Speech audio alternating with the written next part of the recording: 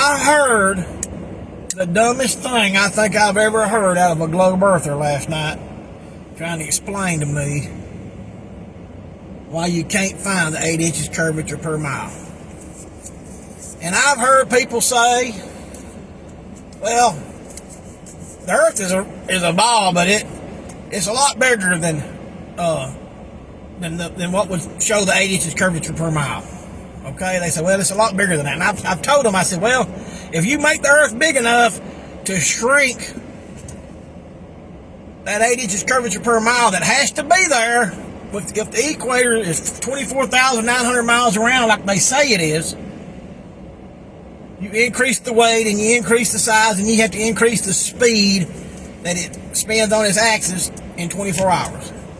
So like if it's 8 inches curvature per mile is what it has to be according to the math they give us, and you want to drop that curvature to 4 inches per mile so you can justify your thoughts that, well, it's just a little flatter than that, you double the size of the earth. And you double the speed. And then you change the gravity.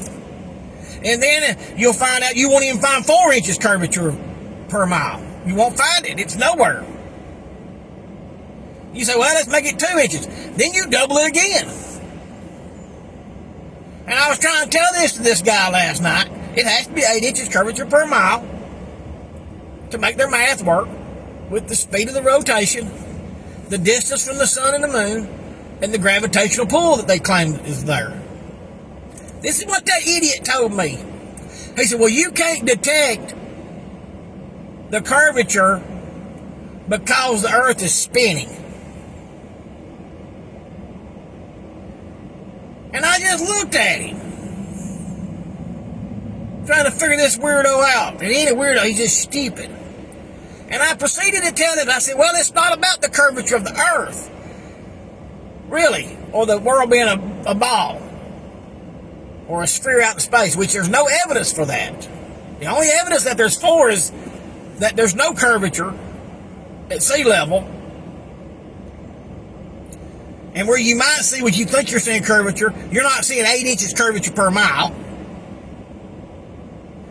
And the real issue is that we're organized, society's organized around these false beliefs. And when you do try to verify these things, you see that this earth looks like it's created just like our Bible tells us, with a dome over it, and it's a spiritual realm. We can't get out of here. We come into this earth by being born of a woman, and we leave here by death. It's the only way you get out of here. And then when you learn it's a spiritual realm, you start to see how different groups of people react to each other. Then you go back and you read your Bible about the Tower of Babel, where at one time all the humans were together with one mind, sort of, and they built the Tower of Babel, and God had to come down and change the languages up and then scatter them. And then we look on our earth and we see one of the biggest things that separates people is a language barrier. Down here where I'm working, they hired in some new people, and there were some people that couldn't speak English. And they had to get somebody there that could interpret for them. Because if they couldn't interpret for them, they couldn't hire them in. Just like the Tower of Babel says, you know, the story of the Tower of Babel, the language is a barrier that we can't get over. And then we have cultural differences, all reflected in the scriptures. And then this bozo comes up with the idea that you can't detect the curvature because it's spinning so fast. It's absolutely bizarre. But the real reality about this place is it's a predator-prey relationship. There are even those of a Gnostic belief that think that this place is created by a evil God, not a loving God, just to watch us suffer and fight each other. Which I don't believe that. I'm a Christian. I believe what Jesus says, that it's a fallen creation. It was one time created where it had perfect communion with God, and then it fell from that. And that we're paying the price for that. And all humans do, according to the Bible, and you see it literally, is we're all the time trying to push back against those punishment that God put on us for disobeying Him in the original garden or the condition that we found ourselves in. And some people say that that was actually just a spiritual condition when we had perfect harmony with God. And it's an analogy for us kind of leaving that paradise with God and coming here and living out this life through these trials and tribulations to be improved, to go back to God and see how we done. And then, like the doctrine of reincarnation, that you get to come back again if you pass the test. And you keep coming back until you get that perfected. And you get to go back to God for good. But then Jesus, I believe Jesus, he said all that idea that you can get back to God based on all these reincarnative different ideas ain't true. You can't get back to God except through me. And then you have to understand that Jesus, first thing he did before he started his ministry is he went into the wilderness and he did without food for 40 days. Then he was tempted by Satan with the ideas of having the world worship him if Jesus would just bow down to him. And then he was tempted with Satan said, well, prove to me who you are and cast yourself down and let the angels get you. Jesus went without food for 40 days. He refused to worship Satan if that's what it took to get the world to worship him, which that could be fame. And then he said, I ain't got nothing to prove to you. Well, you take a man that will go without food, that doesn't care anything about worldly fame or the world worshiping him, and he ain't got nothing to prove, you've got no power over him. You've got no power over him. And that man is the man that overcomes the world. And this fallen nature that we have. And all this is connected back to the earth being 8 inches curvature per mile.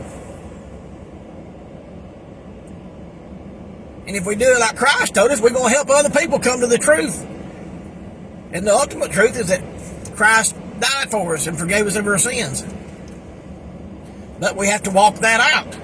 Whatever that means, and I'm not doing it right now, folks. I'm still mad about the situation in my family. Talked to my wife today about it.